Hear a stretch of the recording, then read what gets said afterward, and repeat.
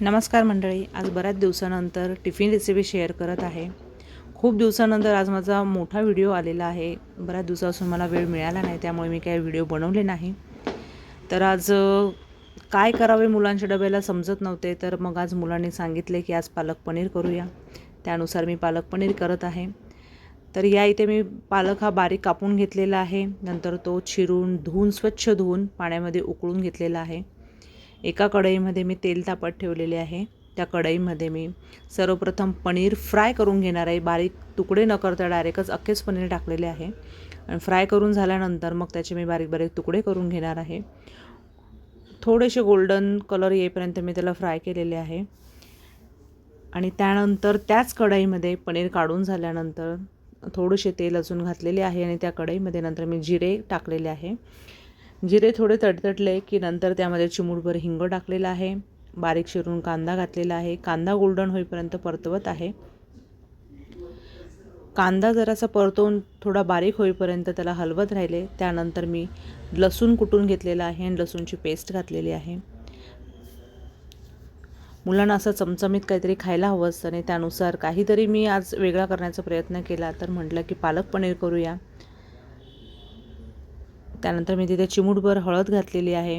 हळद घालून झाल्यावर सुद्धा थोडंसं परतवून घेतलेलं आहे. त्यामध्येच मी थोडीशी आता लाल मिरची पावडर घालत आहे. मुलांना थोडंसं तिखट कमी लागतं, त्यानुसारच मी चवीनुसार लाल मिरची पावडर घातलेली आहे.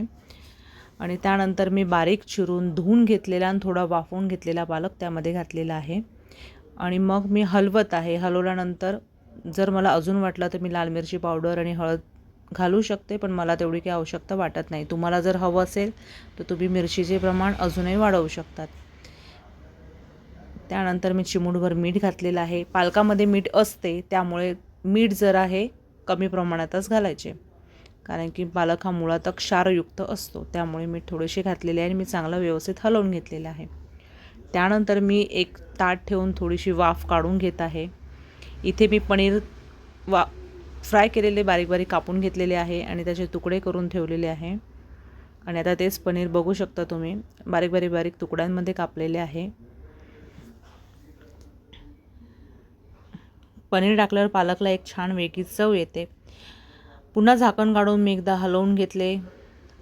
पालक एकदम बारीक झालेली एक जुडी पालक आहे, तरीसुद्धा एकदम थोडीशीच दिसत आहे. त्यानंतर मी त्यामध्ये पनीरचे तुकडे घातलेले आहे, पनीरचे क्यूब म्हणू शकता, ते टाकून थोडंसं हलवलेले आहे.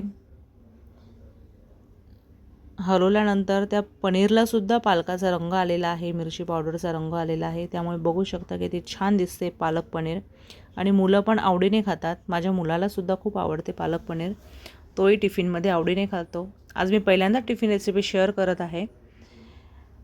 जसं जमेल तसं पुढे पुढे मी एखादे 2 व्हिडिओ पुन्हा टिफिन रेसिपीचे शेअर करेल. पुन्हा मी त्यावर झाकण ठेवून एक वाफ काढलेली आहे. त्यानंतर तो पालक पूर्णपणे शिजलेला आहे, हे आपण आता चेक करूया.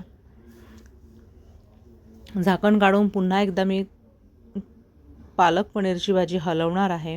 बघू शकता किती सुंदर कलर आलेला आहे त्याला आणि तो एकदम छोटा झालेला आहे पालक, म्हणजे एकदम थोडीशीच भाजी दिसत आहे, तरीसुद्धा ती एक अखंड जुडी आहे. पुन्हा एकदा हलवून घेतलेले आहे. अशा प्रकारे बघू शकता हा पालक तुम्ही चपातीसोबत, भाकरीसोबत